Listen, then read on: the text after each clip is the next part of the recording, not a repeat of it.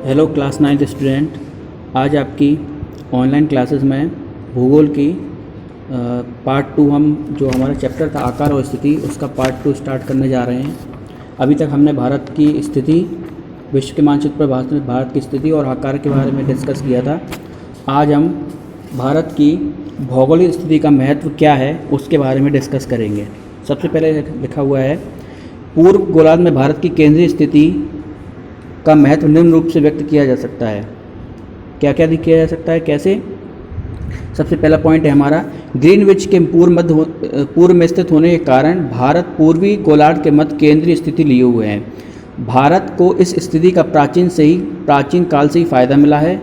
इस स्थिति के कारण भारत से जलमार्ग द्वारा, देखो ये लिखा है, जलमार्ग द्वारा पूर्वी अफ्रीका, पश्चिमी एशिया, दक्षिण पूर्वी एशिया और पूर्वी एशिया के देशों तक पहुंचा जा सकता है। कैसे समझ में आएगा कि कैसे पहुंचा जा सकता है? देखो, ये हम कह सकते हैं ऐसे, ये आगे आपको मैप आया है, इसमें हम देख सकते हैं। ये देखिए, यहाँ से हम देखिए अफ्रीका के, ये हमारा भारत की स्थिति है और ये हमारा पूर्वी स्थिति में हमारा भारत है। यहाँ से देखिए हम लोग अफ्रीका भी जा सकते हैं, ठीक है, अफ्रीका के क्षेत्र भी हैं। और पूर्वी में कौन कौन से क्षेत्र हैं? म्यांमार, थाईलैंड और यहाँ पे अगर देखा जाए तो ऑस्ट्रेलिया, सिंगापुर, मलेशिया, ये दिख रहे होंगे, सिंगापुर, मलेशिया, बैंकॉक, इन देशों में भी हम लोगों ने व्यापारिक मार्ग या इनसे कनेक्ट हो चुके थे जिससे हम व्यापार कर सके थे। ठीक है, यही हमारे इसमें बताया गया पॉइंट में। इसके बाद बताया गया है, भारत प्रायद्वीप के दक्षिणी छोर पर स्थित हिंद महासागर भारत के लिए अत्यंत महत्वपूर्ण है। ये सामरिक दृष्टि से अधिक महत्वपूर्ण है, यानी व्यापारिक दृष्टि से बहुत इंपॉर्टेंट है। क्या है? भारत का लगभग 1600 वर्ग किलोमीटर क्षेत्र हिंद महासागर में विस्तृत है। हिंद महासागर कहाँ पे है? भारत की स्थिति ये रही, और ये आप देख सकते हैं, ये रहा हिंद महासागर, ये हिंद महासागर। ठीक है, यहाँ से हम लोग क्या है, पूरा व्यापारिक जो एक तरह से केंद्र बन चुका था भारत की स्थिति ऐसी है कि यहाँ से इस एरिया में भी जा सकते हैं आप, यहाँ से भी जा सकते हैं। ये केंद्र है व्यापार के लिए, हमारे लिए तो है ही, और भी देशों के लिए भी ये केंद्र का काम कर रहा था, भारत काम करता है। ठीक है, इसमें जो हमारा जो क्षेत्र है वो कितना किलोमीटर है? हमारा हिंद महासागर में विस्तृत है 1600 किलोमीटर।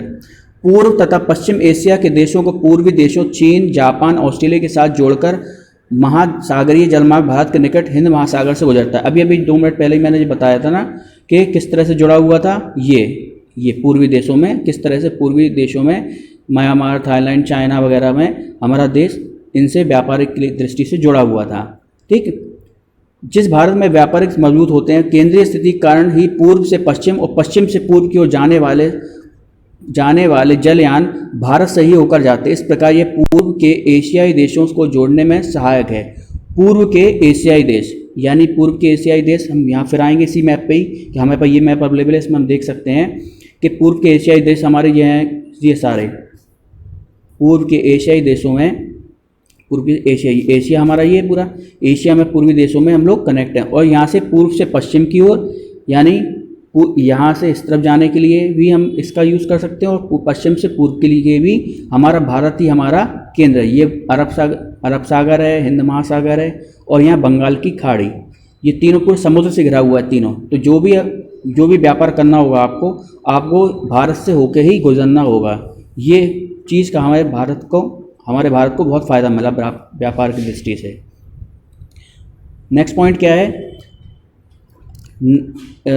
1865 में सुएज नहर खुलने के से पहले भारत को यूरोप से उस समुद्री मार्ग से व्यापार करने के लिए अफ्रीका के दक्षिण छोर से होकर गुजरना पड़ता था, परंतु नहर के शुरू हो जाने के पश्चात विशेष भौगोलिक स्थिति के कारण भारत एवं यूरोप के मध्य की लगभग 7000 किलोमीटर की दूरी कम हो गई, जो व्यापार की दृष्टि के कारण बनी, व्यापार में वृद्धि का कारण बनी। अब ये चीज़ हम आपको एक पॉइंट अच्छे से समझाना चाहेंगे, सुएज नहर कहाँ है, कैसी है। इसके लिए मेरे पास एक मैप है, उसको हम समझते हैं कि यूरोप जैसे जब जो सुएज नहर नहीं खुली थी उसके पहले हम लोग को कैसे जाना पड़ता है। इसमें लिखा है ना कि हमें अफ्रीका के दक्षिणी छोर से होकर गुजरना पड़ता था। ये देखिए आप, ये हमारा मैप है, ये हमारे भारत की स्थिति है। यहाँ पर आप देख सकते हैं ये भारत है, और यहाँ ये देखिए अफ्रीका से होते हुए हमें यहाँ से होते हुए जाना पड़ता था इस छोर तक। इस वजह से इतना हमें लंबा राउंड लेना पड़ता था, तब जाके हम और देशों में पहुंच पाते थे। ठीक है, जब से सुएज नहर नहीं खुली थी, भारत के यूरोपीय देश में पहुंचने के लिए हमें अफ्रीका से होते हुए जाना पड़ता। अब ये नहर शुरू होने से हमारा 7,000 किलोमीटर कैसे बच गए, वो देखते हैं हम दूसरे वाले मैप में। ये हमारे सुएज नहर खुलने से पहले था। सुएज नहर कहाँ से जा रही है, वो जा रही है यहाँ से, ये भारत की स्थिति है, और सुएज नहर यहाँ से निकल रही है। यहाँ पे हमारा लाल सागर और मेरिडियन सी है, वहाँ से होते हुए हम कहाँ पहुँच सकते हैं, यूरोपीय देशों में पहुँच सकते हैं। ये यहाँ पे बनी हुई हमारी सुएज नहर, समझ में आया। यहाँ पे हमारा लाल सागर और मेरिडियन सी से होते हुए हम यूरोपीय देशों में पहुँच सकते थे। ये हमारी जो टर्न इतना हमें घूम कर जो जाना पड़ता था अब होते हुए, अब हमें सुएज नहर हमारे यहाँ बनने से हमारा इतना राउंड बच गया। इस वजह से हमारे लिए ये व्यापारिक दृष्टि से बहुत ज़्यादा इम्पोर्टेंट है। ये मैंने बताना चाहा आपको सुएज नहर। ठीक है, अब आपको पता और भी पता करना है आपको, ये आपका क्वेश्चन भी है इसमें कि सुएज नहर किन किन सागरों से होते हुए जाती है और कौन से देश से होकर गुजरती है। ये आपका होमवर्क है, ये आपको बताना होगा।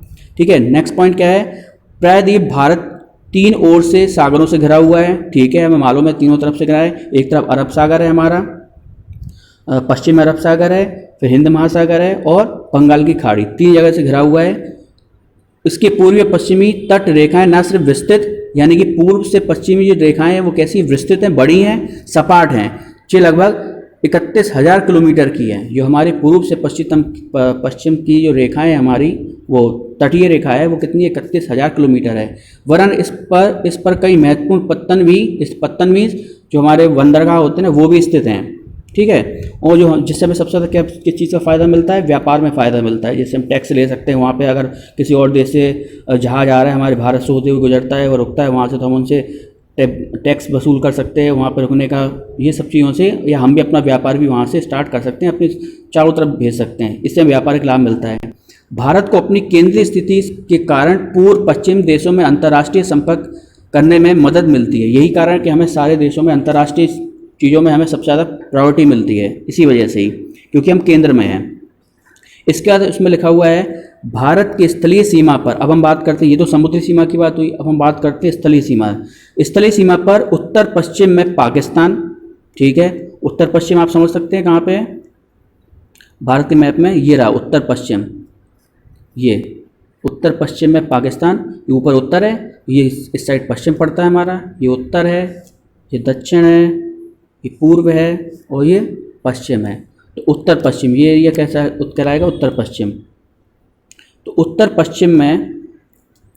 पश्चिम पाकिस्तान, केंद्र में भारत, उत्तर में नेपाल, देखिए यहाँ उत्तर में हमारा नेपाल है, ठीक है, उत्तर पूर्व में भूटान तथा पूर्व में बांग्लादेश मिलकर भारतीय उपमहाद्वीप की रचना करते हैं। इन सबसे हमारा उपमहाद्वीप बनता है।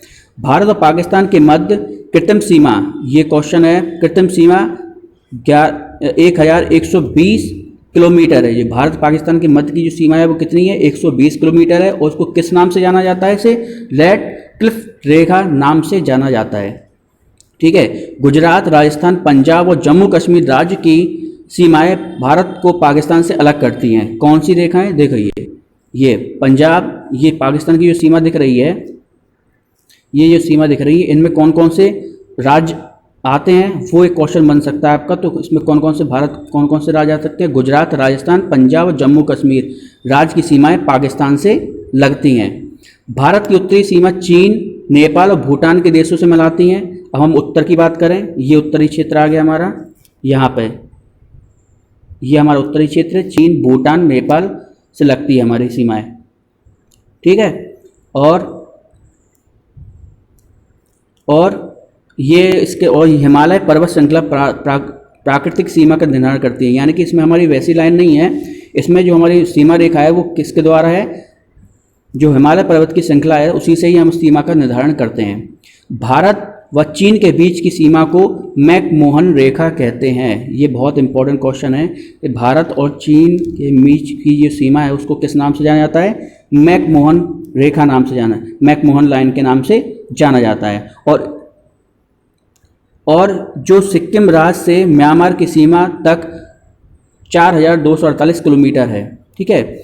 सामरिक दृष्टि से यह सीमा रेखा बहुत ही महत्वपूर्ण है। जम्मू कश्मीर, हिमाचल प्रदेश, उत्तराखंड, सिक्किम, अरुणाचल प्रदेश राज्यों की सीमा चीन से मिलती हैं। यानी कि ये जो राज्य हमारे यहाँ पर राज्यों के द्वारा दिखाया नहीं गया, पर ये सारी राज्य की सीमाएं किससे मिलती हैं हमारी?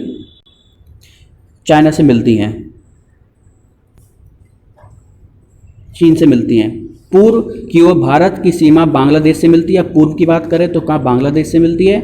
इसे सीमांत तथा पश्चिम बंगाल, असम, मेघालय, त्रिपुरा और मिजोरम राज्य स्थित हैं। यानी जो हमारी जो बांग्लादेश से सीमा मिलती है, उनमें कौन कौन से सीमांत राज्य हैं? ये पश्चिम बंगाल, असम, मेघालय, त्रिपुरा और मिजोरम। ये क्वेश्चन बनते हैं हमारे जीके में भी पूछा जाता है कि सीमांत प्रदेश कौन कौन से हैं। ठीक है। म्यांमार और भारत के बीच हिमालय की अकारनयोमा पर्वत श्रृंखला है। ये भी क्वेश्चन है, म्यांमार और भारत के बीच हिमालय की कौन सी श्रृंखला है? तो म्यांमार और भारत के बीच हिमालय की अराकानयोमा पर्वत श्रृंखला है। इसे सीमांत पर अरुणाचल प्रदेश, नागालैंड, मणिपुर और मिजोरम राज्य स्थित हैं। अरब सागर के लक्षद्वीप, मिनिकॉय और अम्नीय द्वीपी द्वीप समूह बंगाल की खाड़ी में अंडमान निकोबार द्वीप समूह स्थित है। ये सब चीज़ें किसमें? ये बंगाल की खाड़ी में लक्षद्वीप, मिनिकॉय और अनीम द्वीपी द्वीप समूह है और बंगाल की खाड़ी में अंडमान निकोबार द्वीप समूह है। वर्तमान में भारत में 29 राज्य और 7 केंद्र शासित प्रदेश हैं। टोटल कितने हो जाएंगे हमारे? 36 हमारे राज्य हैं।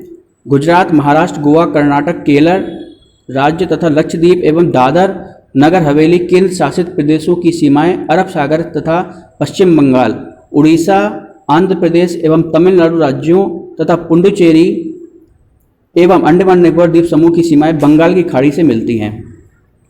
यानी कि लक्षद्वीप, दादर नगर हवेली केंद्र शासित प्रदेशों की सीमा अरब सागर से मिलती हैं और पश्चिम बंगाल, उड़ीसा, आंध्र प्रदेश, तमिलनाडु राज्यों तथा पुडुचेरी एवं अंडमान निकोबार द्वीप समूह की सीमाएं बंगाल की खाड़ी से मिलती हैं।